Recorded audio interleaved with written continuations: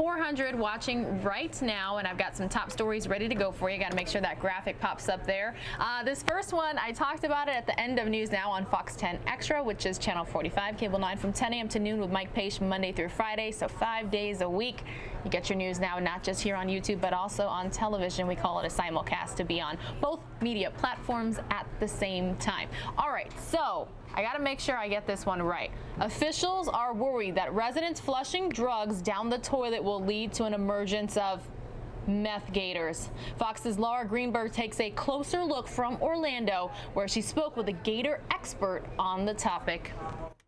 Gators, let's go! If there's anyone who knows about gators, Come and get gators! it's Brandon Fisher at Gatorland. So we asked him. Meth gators. Is it a real thing? You know, funny enough about it, you know, I'm not sure if it's a real thing or not. Hey, we had to ask after police in Tennessee warned folks to stop flushing meth and other drugs down the toilet out of fear that that could lead to gators getting high. Meth gators, if you will.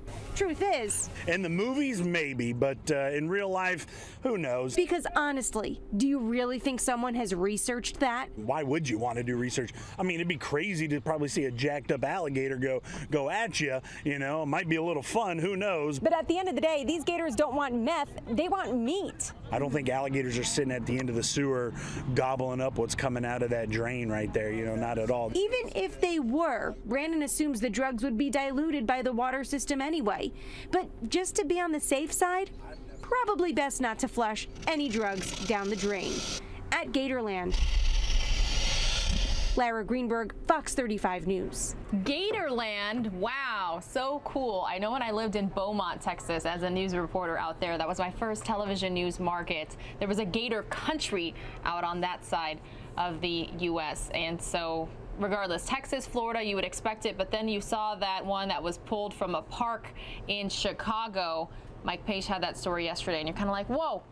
All right, we're taking a live look now at Phoenix, Arizona. Downtown there, off in the distance, you can see Chase Field has the roof closed. I believe it's this weekend that is kids-free weekend, the Diamondbacks versus the Milwaukee Brewers. So when you buy one adult ticket to the game, you get a ticket for a child for free. I believe that age limit, 15 and under. Don't quote me on it, but if you are a Diamondbacks fan, if you are a baseball fan, if you are a Brewers fan, if you're just looking for something to do with the family this weekend, I am hearing it is kids free weekend at Chase Field. I believe it goes from, I think it's the 18th through the 21st. So I think it starts tomorrow and it goes through Sunday. I can look up a little bit more for you if you all would like. Just let me know.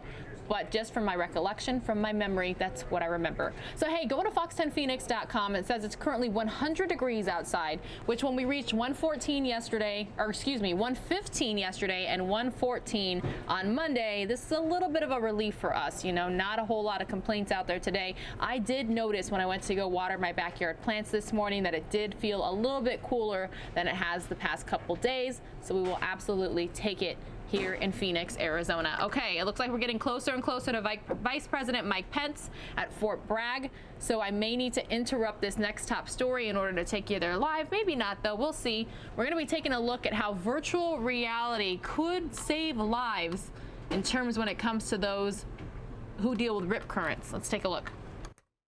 As Long Islanders flock to the shore this summer, Hofstra University is helping beachgoers, including myself, learn the basics of rip current safety before they get in the water. It's surprising how little some people do know about beach safety and rip currents. Researchers are swapping the traditional classroom setting for this brand new virtual reality equipment, immersing the user into an ocean simulation. The person wearing the goggles becoming the swimmer. I think it's definitely helpful for people to know because you never know what situation you're ever going to be in, and just those little tips could really save your life one day. Now, according to the United States Life-Saving Association, rip currents kill more than 100 people nationwide every single year and also account for more than 80% of lifeguard rescues. Experts say, well, the main reason for that is not knowing how to get out of one. Rip currents themselves actually will not pull you under, but what might happen is, especially if you're a weaker swimmer or you get very nervous and scared, you'll fight the rip current and try to go back towards shore. But as we learned in the simulation, the correct way to safely navigate out of a rip current is by swimming parallel to shore.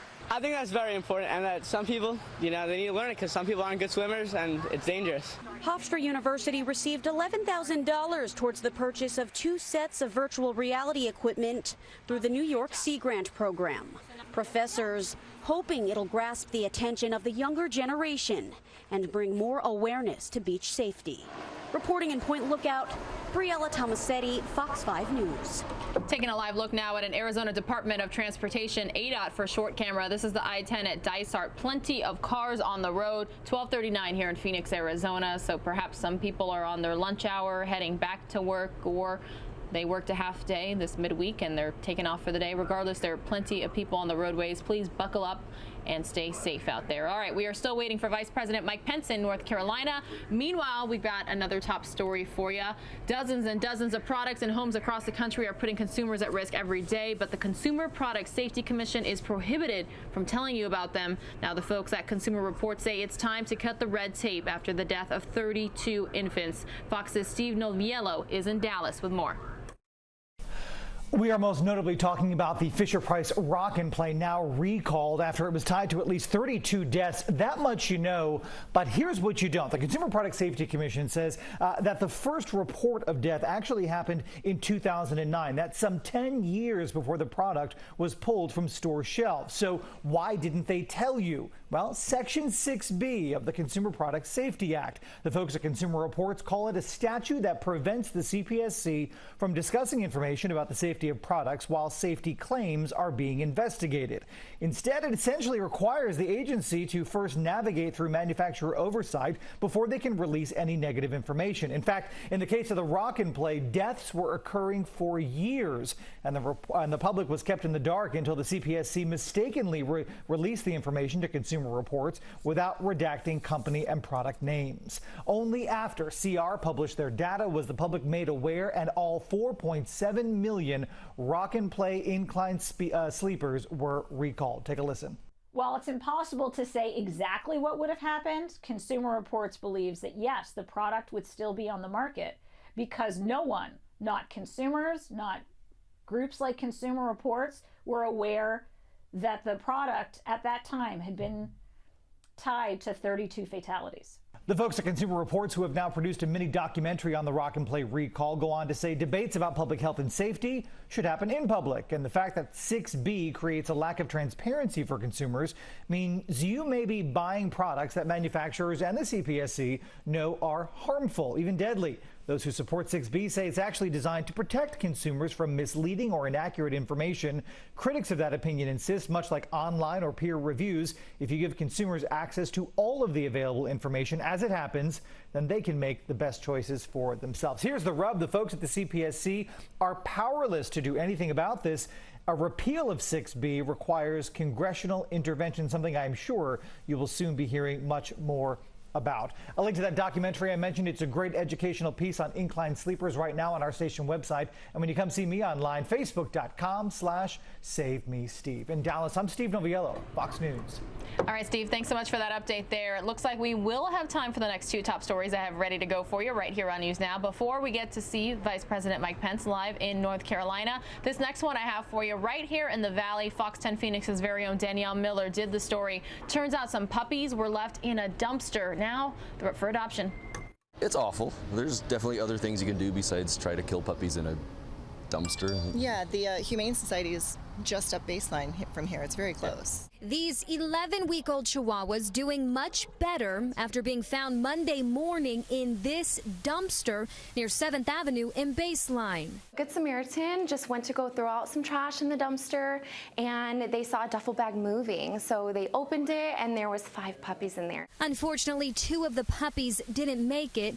Patrick and Lori, who live right where it happened, say they see stray dogs all the time in the area and possibly saw the puppy's mother yesterday before she ran off. Yesterday, before taking the dogs for a walk, there was actually a female that was sleeping up here by our house, and she was a black female that looked like she could definitely have been the mother. The surviving puppies are now being cared for at the Arizona Humane Society. There's an open investigation to try and find who did this. The Humane Society says there's many options if you're unable to care for puppies. Throwing them away like garbage is never one of them. Our Pet Resource Center is there for you 365 days a year. We're going to give you resources, or at the very least, we're going to bring them in so that they can find forever homes.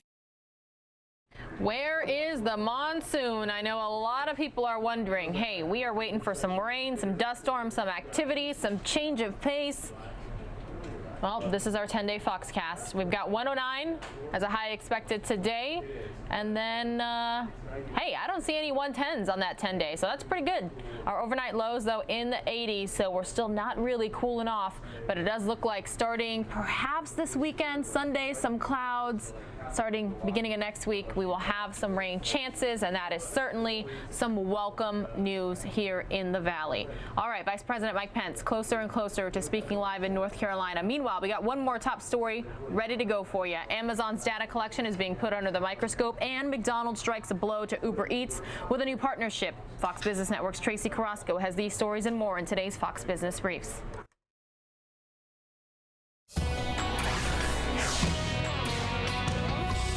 European regulators are investigating Amazon. They're looking at whether Amazon's use of other merchants' data breaches EU rules.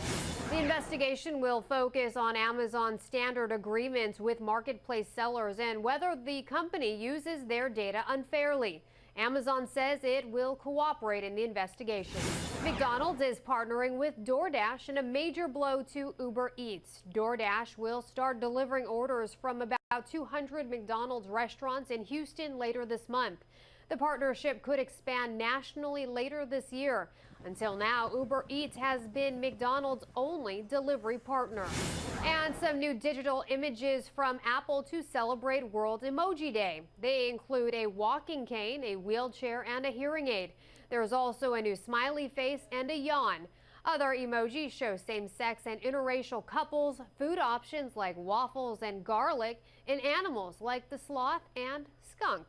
For more, log on to foxbusiness.com. In New York, I'm Tracy Carrasco. It is my great honor to join you here at the home of the Airborne and Special Operations Forces, Fort Bragg, North Carolina.